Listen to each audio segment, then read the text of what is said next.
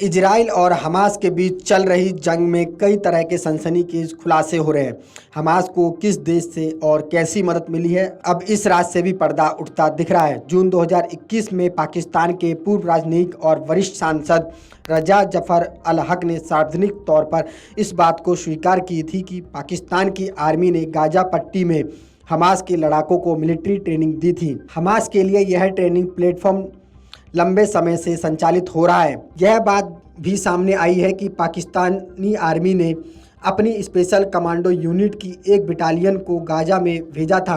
अब इसराइल पर हमास के अटैक के बाद से दोबारा से वही बात कही जा रही है। चीन की एक कंपनी द्वारा तैयार स्टील से वे हथियार बने हैं जिन्होंने इजराइल से तबाही मचाई है। इस विवाद में चीन के साथ रूस भी खुद को फायदे की पोजीशन में देख रहा है। सुरक्षा विशेषज्ञों द्वारा ऐसी संभावनाएं जताई जा रही है कि हमास के पास जो मोर्टार है, man portable air defence system है, इसके निर्माण में चीन की ले यह कंपनी द्वारा तैयार स्टील का इस्तेमाल हुआ है। हालांकि ये लैग स्टील पाइप फैक्ट्री में निर्मित सामान दुनिया के विभिन्न हिस्सों तक पहुंचता है।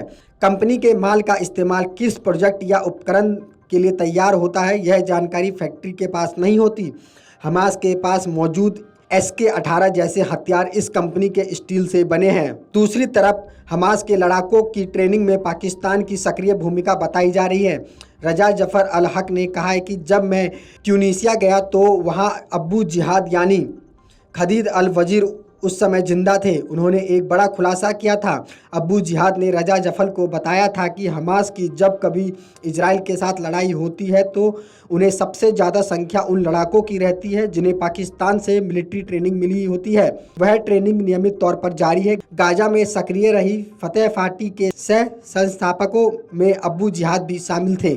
बता दें कि रजा जफर उल हक अगस्त 2018 से मार्च 2021 तक पाकिस्तानी संसद में विपक्ष के नेता रहे थे।